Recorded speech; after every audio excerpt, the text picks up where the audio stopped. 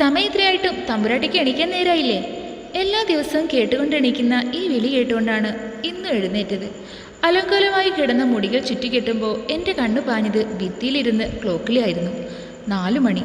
പ്രാർത്ഥിച്ച് പെട്ടെന്ന് കട്ടിൽ നിന്ന് എഴുന്നേറ്റ് നേരെ അടുക്കളയിലേക്ക് ചെന്നു. ചായക്ക് വെള്ളം അടുപ്പിൽ വെച്ച് അടുക്കള പണിയിൽ മുഴുകി. നിനക്കെന്താടി സമയത്തിന് എണീക്കാൻ അറിയില്ലേ? അത് ഇന്നലെ ജോലിയൊക്കെ തീർത്ത് കിടന്നപ്പോൾ വൈകി. ഹോ, ഭയങ്കര മലമറിക്കുന്ന പണിയാണല്ലോ അല്ലോ നിനക്കിവിടെ. ഉത്തരം പറയാതെ ഇട്ടുവെച്ച ചായ ഞാൻ നീട്ടി. അമ്മേ, ചായ. ഫാ അസത്തെ, നിന്നോട് ഞാൻ എത്ര തവണ പറഞ്ഞിട്ടുണ്ട് എന്നെ അമ്മയെന്ന് വിളിക്കരുത് എന്ന്.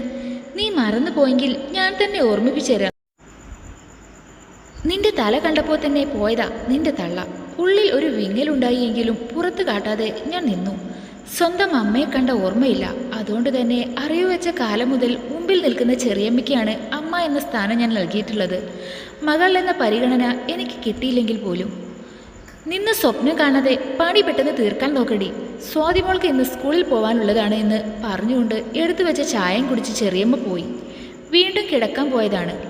അതല്ലെങ്കിലും എന്നും രാവിലെ തന്നെ എന്തെങ്കിലും പറഞ്ഞ് എന്നെ കുത്തി നോയിച്ചില്ലെങ്കിൽ ചെറിയമ്മയ്ക്ക് സമാധാനമില്ല. സ്വന്തം മകളല്ലല്ലോ. പക്ഷേ അപ്പോഴും എന്നെ ഏറ്റവും ദുഃഖിപ്പിച്ചിരുന്നത് അച്ഛൻ്റെ മൗനമാണ്. സ്വന്തം മകളായിട്ട് പോലും ചെറിയമ്മ എന്നെ അനാവശ്യമായി വേദനിപ്പിക്കുമ്പോൾ അച്ഛൻ തടയില്ല എന്ന് മാത്രമല്ല, പലപ്പോഴും ചെറിയമ്മയുടെ വാക്കുകൾ കേട്ട് എന്നെ തല്ലാറുമുണ്ട്. ഓരോന്ന് ആലോചിച്ചുകൊണ്ട് നിന്നപ്പോഴാണ് പിന്നിൽ നിന്ന് കാൽപ്പരമേരം കേട്ട് തിരിഞ്ഞു നോക്കിയത്. കണ്ണുകൾ തിരുമ്പി ഉറക്കച്ചടവിൽ എഴുന്നേറ്റ് നിൽക്കുന്ന സ്വാതിയായിരുന്നു. ഇന്ന് എന്തിനു ചൊല്ലിയായിരുന്നു അംഗം? ചായക്ക് മധുരം കൂടിപ്പോയതാണോ കടുപ്പം കുറഞ്ഞു പോയതായിരുന്നോ എന്ന് ചോദിച്ചുകൊണ്ട് അവൾ അടുത്തു വന്നു. രണ്ടുമല്ല, അറിയാതെ നാവിൽ നിന്ന് അമ്മ എന്ന് വിളിച്ചതിന്. എൻ്റെ മറുപടി കേട്ട് ചിന്തയിൽ മുഴുകി അവൾ നിന്നു. നീ എന്താ ഈ ആലോചിക്കുന്നത്? ഞാൻ എന്തിനാ കറക്റ്റായിട്ട് എൻ്റെ അമ്മയുടെ വയറ്റിൽ തന്നെ ജനിച്ചു പോയല്ലോ എന്ന്? അങ്ങനെയൊന്നും പറയാതെ മോളെ, നിന്റെ അമ്മയല്ലേ. ചേച്ചിയെയും മോളെ പോലെ കാണേണ്ടതല്ലേ? നമ്മുടെ അച്ഛനും കണക്കാ. അവൾക്ക് മറുപടിയായി ഞാൻ ചിരിച്ചു. അങ്ങനെ അവളുമായി സംസാരിച്ച് ജോലികൾ തുടർന്നു. പലപ്പോഴും അവൾ പറഞ്ഞ കാര്യം ഞാനും ചിന്തിച്ചിട്ടുണ്ട്. ചെറിയമ്മയുടെ സ്വഭാവമല്ല സ്വാതിക്ക്. ചുരുക്കി പറഞ്ഞ ഈ വീട്ടിൽ എന്നോട് സ്നേഹം കാണിക്കുന്ന ഒരേ ഒരാൾ ആണവൾ. 9ാം ക്ലാസ്സിലാണ് പഠിക്കുന്നതെങ്കിലും പ്രായത്തിനേക്കാൾ പക്വത അവൾക്കുണ്ട്. 6 മണി കഴിഞ്ഞപ്പോൾ ചെറിയമ്മ വീണ്ടും വന്നു. നീ എന്താ മോളെ ഇവിടെ? സ്വാതിയോടായി ചോദിച്ചു. ഞാനിപ്പോൾ വന്നതേ ഉള്ളൂ ചായ കുടിക്കാൻ. പറഞ്ഞു കഴിഞ്ഞ് അവൾ എന്നെ നോക്കി കണ്ണിറുക്കി കാട്ടി. നീ പോയി പെട്ടെന്ന് റെഡിയാവാൻ നോക്ക്, സ്കൂളിൽ പോകണ്ടേ? അത്രയും അവളോട് പറഞ്ഞു കഴിഞ്ഞു. എന്നോടായി തിരിഞ്ഞു. ജോലിയൊക്കെ പെട്ടെന്ന് തീർത്ത് നീയും പോവാൻ നോക്കടി. അമ്മ പറയുന്നത് കേട്ടാത്തൊന്നും ചേച്ചി ഏതോ വലിയ ഉദ്യോഗത്തിന് പറഞ്ഞു വിടുന്നത് പോലെ. സ്വാതി പറഞ്ഞപ്പോൾ അവളോട് മിണ്ടാതെ ഇരിക്കാൻ ഞാൻ ആംഗ്യം കാണിച്ചു. നീ ചുമ്മാ ആവശ്യമില്ലാത്ത കാര്യങ്ങളൊന്നും ഇടപെടണ്ട. ഉദ്യോഗത്തിന് തന്നെയാണല്ലോ അവൾ പോകുന്നത്. അടുക്കള പണി അത്ര മോശമായ ജോലിയൊന്നുമല്ല. അമ്മേ. സ്വാതി. ഞാൻ വിളിച്ചപ്പോൾ പിന്നെ അവൾ ഒന്നും പറയാതെ അകത്തേക്ക് പോയി. നീ എന്ത് കൂടോത്രം ചെയ്തിട്ടാടി എൻ്റെ കുഞ്ഞിനെ മയക്കിയെടുത്തത്? ഒന്നോർത്തോ, മര്യാദയ്ക്ക് ഞാൻ പറയുന്നത് കേട്ട് ഇവിടെ ജീവിച്ചാ നിനക്ക് കൊള്ളാം എന്ന് താക്കീത് ചെയ്തതെന്ന് ചെറിയമ്മ അകത്തേക്ക് പോയി. ആ വാക്കുകൾ ഒന്നും എന്നെ വേദനിപ്പിച്ചില്ല. കേട്ട് കേട്ട് പഴയത് കൊണ്ടാവാം. സ്വാതിക്ക് ഉള്ള ചോറ്റുപാത്രം ബാഗിൽ വെക്കുമ്പോൾ യൂണിഫോമും ഇട്ട് മുടിയും 2 സൈഡിൽ പിന്നിയിട്ട് അവൾ വന്നു. നിന്നോട് ഞാൻ എത്ര തവണ പറഞ്ഞിട്ടുണ്ട് ചെറിയമ്മയോട് ചുമ്മാ എൻ്റെ കാര്യം പറഞ്ഞ് ദേഷ്യപ്പെടരുത് എന്ന്. +2 നല്ല മാർക്കോടെ പാസ്സായി സ്കോളർഷിപ്പ് കിട്ടിയ തുക കൊണ്ട് എൻട്രൻസ് കോച്ചിങ്ങിന് പോയി ഉറക്കമൊഴിച്ച് പഠിച്ച് അവസാനം എക്സാമിൻ്റെ അന്ന് ചേച്ചിയെ വിടാതെ ഇരുന്ന എൻ്റെ അമ്മയോട് അത്രയെങ്കിലും ചോദിച്ചില്ലെങ്കിൽ ദൈവം എന്നോട് പൊറുക്കില്ല. അവൾ അത് പറഞ്ഞപ്പോൾ അറിയാതെ എൻ്റെ കണ്ണ് നിറഞ്ഞു. ഒരുപാട് ആഗ്രഹിച്ച ആ ദിവസം, 1 വർഷത്തെ മൊത്തം പ്രയത്നവും പാഴായിപ്പോയ ആ ദിവസം ഇന്നും ഒരു വിങ്ങലായി കൂടെയുണ്ട്. എക്സാമിന് പോകണ്ടെന്ന് പറഞ്ഞപ്പോൾ ഞാൻ അവരോട് ആദ്യമായി ക്ഷമ നശിച്ച് ചൂടായി. അതിൻ്റെ മറുപടി അവർ എന്നെ തന്നത് മുറ്റം തൂക്കുന്ന ചൂലുകൊണ്ടായിരുന്നു. അന്ന് നശിച്ചതാണ് ഡോക്ടറാവണമെന്നുള്ള എൻ്റെ സ്വപ്നം. ചേച്ചി ഇത്ര പാവമായത് എന്തുകൊണ്ടാണ്? മുമ്പ് നല്ല ബോൾഡായിരുന്നല്ലോ, പിന്നെ എന്തു പറ്റി? നിസ്സഹായത നിറഞ്ഞ മുഖത്തോടെ ഞാൻ അവളെ നോക്കി. മുമ്പൊക്കെ അല്പമെങ്കിലും ഞാൻ പ്രതികരിച്ചിരുന്നത് പഠിച്ച് സ്വന്തം കാലിൽ നിൽക്കാൻ എനിക്ക് കഴിയുമെന്ന ആത്മവിശ്വാസം കൊണ്ടായിരുന്നു. പക്ഷേ അതൊക്കെ പോയില്ല മോളെ. ഇപ്പോൾ നിന്റെ മുന്നിൽ നിൽക്കുന്നത് ചെറിയമ്മ പറഞ്ഞതുപോലെ ഒരു വീട്ടുജോലിക്കാരിയായി മാത്രമാണ്. ഞാൻ എത്ര തവണ പറഞ്ഞു ചേച്ചിയോട് ആ ജോലിക്ക് പോകണ്ടെന്ന്. ഒരിക്കലും അതൊരു മോശമായ ജോലി എന്ന് ഞാൻ പറയുന്നില്ല. പക്ഷെ ചേച്ചി, ആ ജോലി കൂടെ ഇല്ലെങ്കിൽ ഈ വീട്ടിലെ കാര്യങ്ങൾ, നിന്റെ പഠന ചെലവ്, ഇതൊക്കെ എങ്ങനെ നടക്കാനാണ്? നമ്മുടെ അച്ഛൻ്റെ കാര്യം നിനക്കറിയാലോ. കള്ളും കുടിച്ച് ചെറിയമ്മയുടെ വാക്കും കേട്ടുകൊണ്ട് നടക്കുന്ന അച്ഛൻ ജോലിക്ക് പോയി സമ്പാദിക്കുമെന്ന് തോന്നുന്നുണ്ടോ? നീ ഇപ്പോൾ എൻ്റെ കാര്യം ഓർത്ത് വിഷമിക്കേണ്ട. എൻ്റെ സങ്കടം അതൊരിക്കലും മാറാൻ പോകുന്നില്ല.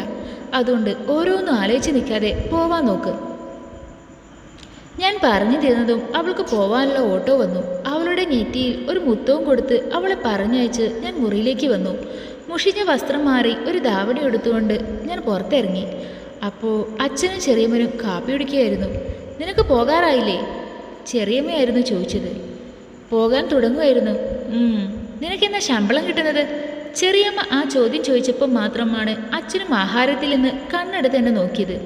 അച്ഛൻ എന്നോട് രണ്ട് കാര്യങ്ങൾ മാത്രമേ സംസാരിക്കുകയുള്ളൂ. ഒന്ന് കാശിൻ്റെ കാര്യത്തിനും മറ്റൊന്ന് തല്ലാനും വഴക്കു പറയാനും.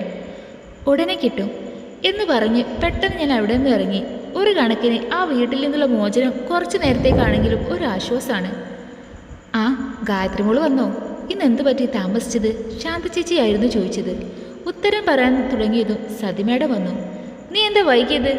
ഗാംഭീര്യം നിറഞ്ഞ സ്വരത്തോടെ ആ ചോദ്യം എൻ്റെ മുമ്പിൽ വീണു. ഞാൻ ഇന്ന് ബസ് കിട്ടാൻ വൈകി. കൃത്യനിഷ്ഠ അത് വീട്ടുകാരിലാണെങ്കിലും ജോലിക്കാരിലാണെങ്കിലും എനിക്ക് നിർബന്ധമാണ്. ഇനി ആവർത്തിക്കരുത്. ഞാൻ മറുപടിയായി തലയാട്ടി. ശാന്തേ, പൂജയ്ക്കുള്ള ഒരുക്കങ്ങളെല്ലാം കഴിഞ്ഞോ? ഉവ്, എല്ലാം കഴിഞ്ഞു. ആ, ഒരു കുറവുണ്ടായിരുന്നു എന്ന് ചേച്ചിയോട് പറഞ്ഞതിന് ശേഷം വീണ്ടും എന്നോട് തിരിഞ്ഞ്, ഗായത്രി, നീ പെട്ടെന്ന് വീട് മൊത്തം വൃത്തിയാക്ക് എന്ന് പറഞ്ഞ് അവർ പോയി. ഇവർ ചിരിച്ച് ഞാൻ ഇതുവരെ കണ്ടിട്ടില്ല. ശാന്ത ചേച്ചി പറഞ്ഞത് ശരിയാണ്. എപ്പോഴും ഗൗരവം മാത്രമാണ് ആ മുഖത്ത്. അടുക്കളപ്പണിക്കാണ് ഞാനും ശാന്ത ചേച്ചിയും. പുറം പണിക്കായി വേറെയും ആളുകളുണ്ട്. എല്ലാവർക്കും ഒരു പേടിയായും മാഡത്തിന്. പക്ഷേ എന്നെ സംബന്ധിച്ചിടത്തോളം പണത്തിൻ്റെ അഹങ്കാരം അതുണ്ട് എന്നതൊഴിച്ചാൽ അവർ ആരെയും അങ്ങനെ അനാവശ്യമായി വഴക്ക് പറയില്ല. എന്തുകൊണ്ടും എൻ്റെ ചെറിയമക്കളും ഭേദം. അപ്പോഴാണ് വീട് വൃത്തിയാക്കാൻ പറഞ്ഞ കാര്യം ഓർമ്മ വന്നത്. പെട്ടെന്ന് ചൂലെടുത്ത് ആദ്യം മുകളിലത്തെ നില തുടയ്ക്കാമെന്ന് കരുതി അവിടെ പോയി. കൊട്ടാരം പോലത്തെ ഈ വലിയ വീട്ടിലാകെ താമസിക്കുന്നത് മാഡവും അവരുടെ ഭർത്താവും മാത്രമാണ്. മുകളിൽ പോയി ഒരു റൂമിലെ വാതിൽ തുറന്ന് അകത്ത് കയറിയതും വാതിലിൻ്റെ സൈഡിലിരുന്ന ടേബിൾ തട്ടി കുറച്ച് പുസ്തകം താഴെ വീണു. ഇവിടെ ഇതിനു മുമ്പ് ഈ മുറി ഒഴിഞ്ഞാണല്ലോ കിടന്നിരുന്നത്. ഇപ്പോൾ ഈ സാധനങ്ങളെല്ലാം എവിടുന്ന് വന്നു? അതും എല്ലാം ഒരു അടുക്കും ചിട്ടയില്ലാതെ വലിച്ചു വാരിയിട്ടിരിക്കുന്നു. ഇതെങ്ങനെയെന്ന് ചിന്തിച്ചുകൊണ്ട് നിന്നപ്പോഴാണ് പിന്നിൽ നിന്നൊരു വിളി കേട്ടത്. എടി! ആ വിളി കേട്ട് ഞെട്ടിയത് കൊണ്ടാവാം കയ്യിലിരുന്ന ചൂലും താഴെ വീണു. തിരിഞ്ഞു നോക്കിയപ്പോൾ ഒരു ചെറുപ്പക്കാരനായിരുന്നു. മുമ്പ് ഞാൻ ഇവിടെ കണ്ടിട്ടില്ല. എന്നാൽ അയാളോട് ഞാൻ എന്തോ ദ്രോഹം ചെയ്തതുപോലെ എന്നെ നോക്കുന്നുണ്ട്. അയാൾ എൻ്റെ അടുത്തേക്ക് വന്നു. കഴുത്തിൽ ചെറിയൊരു ടാറ്റുവും അടിച്ച് ദേഷ്യത്തോടെ നിൽക്കുന്ന അയാളെ കണ്ടപ്പോൾ ഒരു ഭയം അറിയാതെ മനസ്സിൽ രൂപം കൊണ്ടു. ഞാൻ റൂം വൃത്തിയാക്കാൻ പറഞ്ഞു തീരുന്നതിന് മുന്നേ തന്നെ അയാളുടെ കൈ എൻ്റെ മുഖത്ത് വരിഞ്ഞു. ഒട്ടും പ്രതീക്ഷിക്കാതെ ഉള്ള അടിയായിരുന്നു അത്. കണ്ണ് നിറഞ്ഞു വന്നു. മേലാൽ എൻ്റെ അനുവാദമില്ലാതെ എൻ്റെ മുറിയിൽ കയറി പോരുത്. Now get lost. ഒന്നും പറയാതെ നിലത്ത് കിടന്ന ചൂലും എടുത്തുകൊണ്ട് ഞാൻ താഴേക്ക് പോയി. ശാന്ത ചേച്ചിയെ കണ്ടപ്പോൾ ഞാൻ പെട്ടെന്ന് കണ്ണു തുടച്ചു. എന്താ മോളെ, എന്താ നിന്റെ കണ്ണൊക്കെ നിറഞ്ഞു നിൽക്കുന്നത്? അത് തൂത്തുകൊണ്ട് നിന്നപ്പോൾ എന്തോ കണ്ണിൽ പൊടി വീണതാ. പിന്നെ ഞാൻ കാര്യം പറയാൻ മറന്നു. മാഡത്തിൻ്റെ മോൻ വന്നിട്ടുണ്ട് വിദേശത്തു നിന്ന്. മാഡത്തിനെ പോലെ തന്നെ നല്ല ദേഷ്യമുള്ള കൂട്ടത്തിലാണ്. ചേച്ചി പറഞ്ഞപ്പോൾ നേരത്തെ കണ്ട അയാൾ ആരാണെന്ന് മനസ്സിലായി. ഈശ്വര, സ്വന്തം വീട്ടിലോ സമാധാനമില്ല. ഇപ്പോൾ ഇതാ ഇവിടെയും. നീ എത്ര പെട്ടെന്ന് വീട് വൃത്തിയാക്കിയോ? സതിമേടം വന്നപ്പോൾ എന്ത് പറയണമെന്നറിയാതെ നിന്നപ്പോഴാണ് അടുത്ത ചോദ്യം വന്നത്. നിന്റെ കവിളിൽ എന്താ ഒരു പാട്? മാഡം പറഞ്ഞപ്പോൾ ശാന്ത ചേച്ചിയും എൻ്റെ മുഖത്തേക്ക് ശ്രദ്ധിച്ചു. ഉത്തരം എന്ത് പറയണമെന്നറിയാതെ പകച്ചു നിന്നപ്പോഴാണ് എന്നോട് ചോദിക്കാതെ എൻ്റെ റൂമിൽ കയറിയതിനെ ഞാൻ കൊടുത്തതാണ് എന്ന് പറഞ്ഞുകൊണ്ട് അയാൾ സ്റ്റെപ്പിറങ്ങി വന്നു. പ്രണവ്, ഗൗരവത്തോടെ മാഡം വിളിച്ചപ്പോഴും ഒരു ഭാവവ്യത്യാസവും ആ മുഖത്തില്ലായിരുന്നു. അതിന് നീ എന്തിനാ അവളെ തല്ലിയത്? എനിക്കപ്പോൾ അങ്ങനെ ചെയ്യാനോ തോന്നി, അത് ചെയ്തു. ഇനി അമ്മ ഇപ്പോൾ എന്തെങ്കിലും പറഞ്ഞു എന്ന് കരുതി കൊടുത്താടി തിരിച്ചെടുക്കാനും പറ്റില്ല.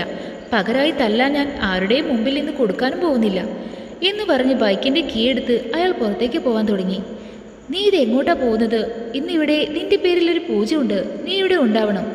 താല്പര്യമില്ല മോനെ, നിന്റെ നല്ലതിനാണ്. നീ മുടക്കം പറയരുത്. അങ്ങനെ ഓരോന്നും പറഞ്ഞ് അവസാനം സമ്മതിപ്പിച്ചു. വീണ്ടും തിരിച്ച് മുകളിലേക്ക് പോകുന്നതിന് മുമ്പ് എന്നെ ഒന്ന് നോക്കിയപ്പോൾ ഞാൻ പോലും അറിയാതെ എൻ്റെ കൈ ഞാൻ കവിളത്ത് വെച്ചുപോയി. വീണ്ടും ആ മുറി ഒഴികെ ബാക്കിയെല്ലാം തൂത്തുവാരി വൃത്തിയാക്കി. അപ്പോഴും കവിളത്ത് നല്ല വേദനയുണ്ടായിരുന്നു. മുമ്പ് സ്കൂളിൽ പഠിച്ചിരുന്ന സമയത്ത് ബസ്സിൽ വെച്ച് അനാവശ്യമായി എന്നെ ഒരു വയസ്സം തോണ്ടിയപ്പോൾ പ്രായം പോലും മറന്ന് അയാളുടെ കരണത്ത് കൊടുത്ത അതേ ഞാനാണ് ഇപ്പോൾ ഒരു കാരണവുമില്ലാതെ മറ്റുള്ളവരുടെ അരി കൊള്ളുന്നത്. വിധിയല്ലാതെ എന്തു പറയാൻ. ഷെൽഫ് വൃത്തിയാക്കിക്കൊണ്ട് നിന്നപ്പോഴാണ് ഒരു സാധനം എൻ്റെ കണ്ണിലൊടുക്കിയത്. സ്റ്റെതസ്കോപ്പ്. ഈ വീട്ടിൽ ഡോക്ടർ ആരുമില്ല. കുറച്ചു മുമ്പ് എന്നെ തല്ലിയ അയാളും ബിസിനസ് മാനേജ്മെൻ്റ് ഒക്കെ പഠിപ്പിച്ചിട്ടാണ് വന്നത്. പിന്നെ ഇതാരുടേത്? ഒരുപാട് ആഗ്രഹിച്ച ഒന്നായതുകൊണ്ട് തന്നെ ഞാനത് കയ്യിലെടുത്തതും അതേ സ്പീഡിൽ തന്നെ മറ്റൊരാൾ എൻ്റെ കയ്യിൽ നിന്നും അത് തട്ടിപ്പറിച്ചതും ഒരുമിച്ചായിരുന്നു. മുമ്പിൽ നിൽക്കുന്ന ആളെ കണ്ടപ്പോൾ നേരത്തെ കിട്ടിയ അടിയുടെ ചൂട് ഓർമ്മ വന്നു. നേരത്തെ കിട്ടിയത് നിനക്ക് പോരെ? മേലാൽ ആവശ്യമില്ലാത്ത സാധനം തൊട്ടുപോരുത്. വേലക്കാരി വേലക്കാരിയുടെ സ്ഥാനത്ത് നിന്നോണം എന്ന് പറഞ്ഞുകൊണ്ട് ആ ഷെൽഫ് പിടിച്ചു ഒറ്റ അടി. പിടിച്ചടിച്ചപ്പോൾ അതിൻ്റെ ഇടയിൽ അറിയാതെ എൻ്റെ വിരൽ കുരുങ്ങി. അത് കണ്ടിട്ടും കാണാത്ത ഭാവത്തിൽ അയാൾ പോയി. ഞാൻ പതിയെ വിരൽ അതിൽ നിന്ന് മോചിപ്പിച്ചു. നല്ല വേദനയുണ്ടായിരുന്നു. ഈശ്വരാ, മുമ്പ് എവിടെയെങ്കിലും അല്പം സ്വസ്ഥതയുണ്ടായിരുന്നു. പക്ഷേ വീണ്ടും പരീക്ഷണമാണല്ലോ.